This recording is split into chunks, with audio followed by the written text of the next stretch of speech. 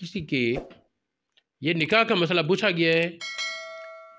یہ گزشتہ رات ایک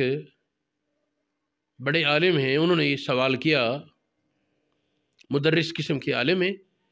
اور اچھے عالم ہیں، انہوں نے سوال کیا کہ ایک عورت جس کا شوہر فوت ہو گیا، اس کے شوہر کی دوسری بیوی سے بیٹی موجود تھی، تو یہ عورت اور اس کے شوہر کی دوسری بیوی سے بیٹی، ان دونوں کا کسی ایک مرد سے ایک وقت میں عقد ہو سکتا ہے یا نہیں؟ یعنی ایک لڑکی اور اس کی سوتیلی ماں،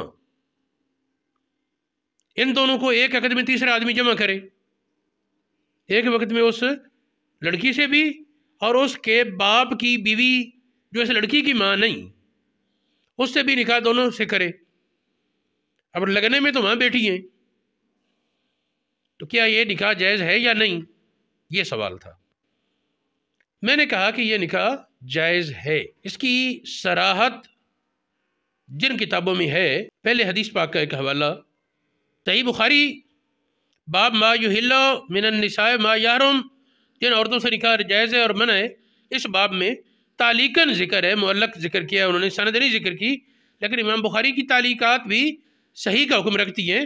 اس میں فرماتے ہیں جمع عبداللہ ابن جعفر طیار کے بیٹے حضرت عبداللہ نے جمع کیا حضرت علی کی ایک بیٹی اور حضرت علی کی ایک اور بیوی جو اس بیٹی کی ماں نہیں، ان کے درمیان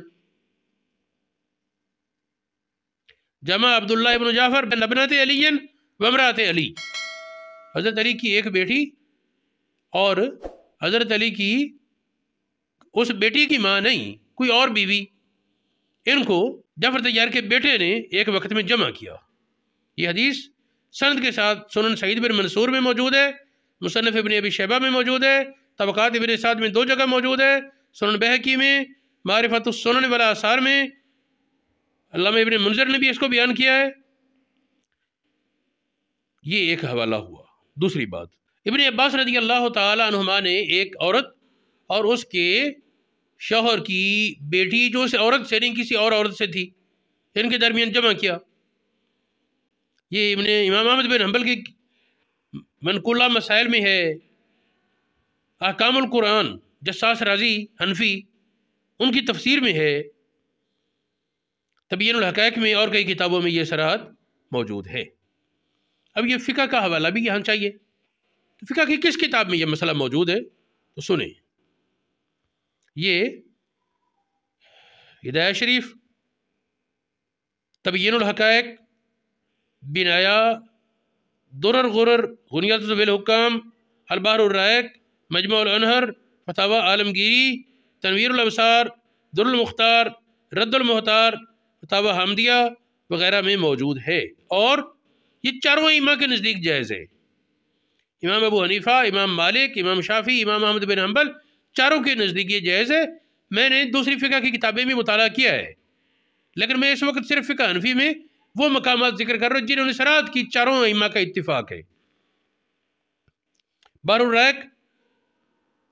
اس کا صفحہ 105 جلد 3، تبیین الحقائق کا حاشیہ علامہ شلبی کا، اس کا 105 صفحہ جلد 2، فتح القدیر علامہ ابن حمام کی، اس کا صفحہ 218 جلد 3، فتاوی حامدیہ یہ علامہ شامی کا ہے، اس کے صفحہ 30 جلد 1 میں صراحت انہو یجوز الجمع بینہما عند الائمۃ الاربعۃ، چاروں اماموں کے نزدیک ایک عورت اور اس کے پہلے شوہر کی بیٹی جو اس عورت سے نہیں دوسری بیوی سے ہو، ان دونوں کو ایک آدمی ایک وقت میں نکاح میں جمع کر سکتا ہے۔